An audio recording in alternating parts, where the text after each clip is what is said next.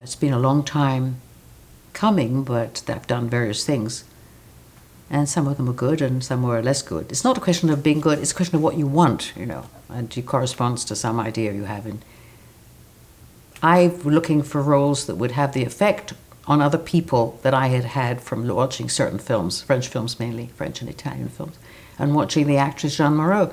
She had a very strong influence on me, not just as an actor, but as a female, a person of mystery, and the potential for what a woman is, a potential mystery and allure. Something open, a free human, making mistakes, doing whatever, but doing it on her own level. And I think that Frances was that kind of a person.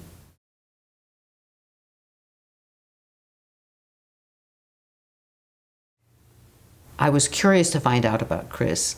I saw that film and I said, it was black and white. The film was The Hours and Times. And there was a modernity to it, which wasn't actually current, I felt. And I felt, God, I would really like to be filmed in this way. It has more of a European feeling. I feel that the faces have texture. Somehow we met, and I thought he was great. He had a loopy old car. It was amazing that the car got to the house. We talked and stuff. And I thought, this man is really substantial. I was making films that were sort of interesting enough, but not what I wanted to do. Some time passed, maybe, I don't know if it was a year or what it was. It was probably 1997, I'm guessing. And he gave me the script of The Sleepy Time Gal, and I read it and I said, oh my God, I really think this is interesting. Could I do it? I don't know if I'm capable of doing this material. It's very complex, it was very literate, a little on the edge for me, a little bit, a tone too much, I felt. This was a very diverse character, and I had the story of having had a child, had to give it away. It was a character study in a way, a woman looking for her daughter, but she doesn't find.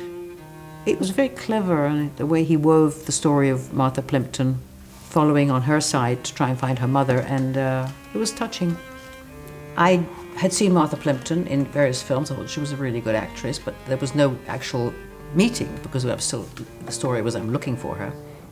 There were a lot of unanswered questions, and it gave me the opportunity to play lots of facets and to argue with my son and to be cantankerous. Nick Stahl was a very dear person to me. Not that we had a big part together. I felt very close to him in the sense of mother-son. Friggin' overqualified. That's what they say. And he knew my character well. Your mother's overqualified for some shit job. I'd been married before. There were a lot of things that I had to work through, and nothing was sort of average. No, it was all.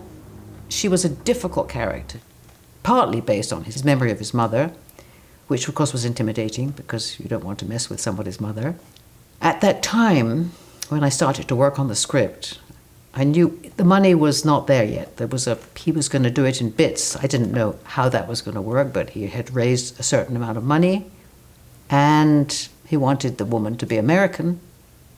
But I had real fear that I could handle a very light touch American accent, but I didn't know if I could do it. So I got a coach who was quite a famous coach, and she recorded the speeches that were relevant to my part. And I thought, my God, this is really cut and dry. This is, how do I find the woman in all this? Because even if I get the accent right, how will I find the woman? Have you made any new friends here? Ah, they are all vicious. Why do you say that? Because they all tell lies to the nurses about me. Like what? Like that I'm stealing their scarves. Well, if that's true, I'll complain to the head nurse. And I, at that time, had my mother staying here. She had been with me for many years because she wasn't well. And she became a really kind of intrinsic part of my preparation because I would go into the room. She was always eating.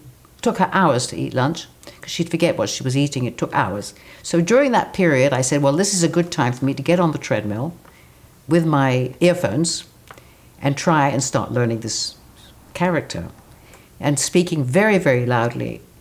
And she would say, oh, darling, what are you doing? I said, I'm working.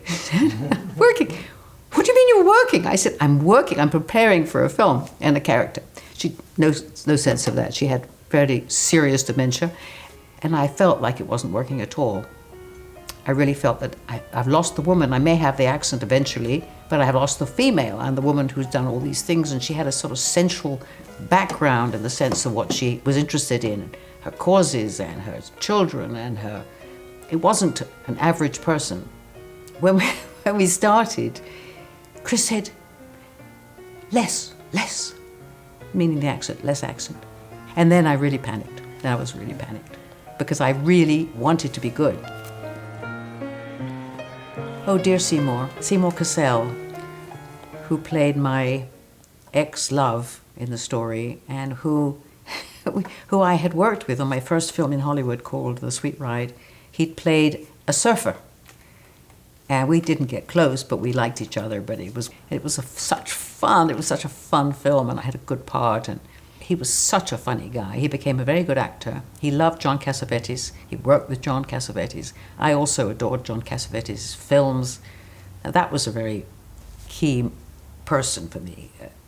Cassavetes and Ingmar Bergman, and then some of the French directors.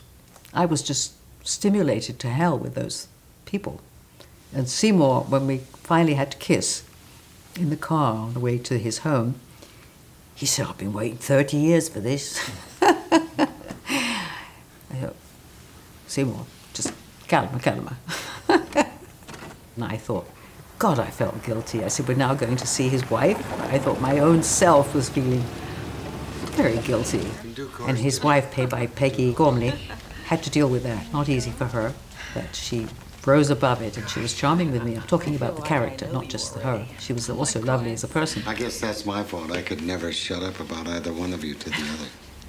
So there were little, just off things that Frances had caused that were not on a completely straight road. But she had dignity. I see Frances as a very strong woman. She definitely was a pain in the neck, but she also was seductive and charming in her time. And she has fears. I mean, she's very human. She has fears. She doesn't want to die. She's not done, as she said. She has the luck to have the character of Amy Madigan to be there. Great chance to have that woman looking after her, I mean, with her generosity. There's a line when Amy says to Nick Stahl, don't you realize the context and the gift your mother gave you? And he says, like what, like what? Meaning like, she didn't have money. He says, she gave you a frame for your life. And it's true, your parents can give you a frame for your life. It could be a frame of money, it could be a frame, but that's not what I'm talking about. It's a frame of intelligence, of education, of standards, of stuff that you can aspire to, and it doesn't start you from scratch. I mean, imagining a life when you haven't really had parents, and if you did have parents, they weren't educated or they couldn't teach you stuff. They're busy learning themselves. It's a very different place to start from. I mean, there's a real sadness, because the more alive you are in your life, obviously death represents the opposite. And the fact that she didn't ultimately find her daughter, who was longing to meet her, it's a sad part of it. These experiences resemble real connection and life, and I wanted to make gritty, interesting, humane films about things that are important, and Chris gave me that chance. He was taking the slow route to things. He didn't have enough money to do the fast route to things. We started finally doing The Sleepy-Time Gal in 1998, as far as my part of it was. We did it over 3 years. We didn't have dressing rooms and stuff like that, which was sort of called guerrilla filmmaking, which I just was totally cool with. Christopher was doing so many different jobs. He was an articulate human and an articulate, precise filmmaker. The word art is misused so often, I don't really know how to relate to those words, really. I'm a lively participant in life, and I'm a lively participant in the films I do, if I can be. This is one of my favorites. Lauren and Rose is one of my favorites. Rich and Famous is also a favorite. Under the Volcano, High Season, there's a few of them. There's a few films. The Grasshopper, Forbidden. We all like to get attention from time to time for the right work. You don't, it's not really great to get lots of attention for the wrong work. For example, getting lots of attention because of The Deep, because of a wet t-shirt, was a very dispiriting thing. I found it very difficult. I had a great experience doing that film. I loved the people I worked with, PD Yates and then other films like that. Big budget film, where it was a great success, a lot of it for the wrong reasons. And it didn't give me any satisfaction at all. In fact, I'm embarrassed. Things have changed a lot. And, you know, the films of the time, yes, women were still pretty classically glamorous and glamorized, and it was all about pleasing men and all that stuff. Though I was always a bit rebellious, and I always had interesting men in my life on some level or another, and I was quite modern in my own way. But my mother was rather modern in her way too. She'd been unusual. She'd been to university.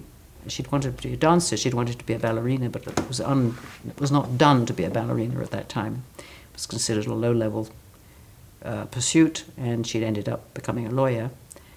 I mean, all this leads to a place where, as a woman now, I'm up there now in age, and I feel really quite vibrant. And I feel like I can speak without being too frightened of saying the wrong thing, because I've tested myself. And I've been tested, and it's okay, and you get stronger. And I think a lot of people are busy making their bodies stronger, but they're not working on their brains. You know, you've got to get your brain strong. You've got to be resistant and not too egotistical, so that you can see other people's points of view, and to become a good listener. And all these things add up to personalities that then should be written about, with all those faults and pluses of people who are diverse and interesting. And we hope that scripts will talk about that stuff.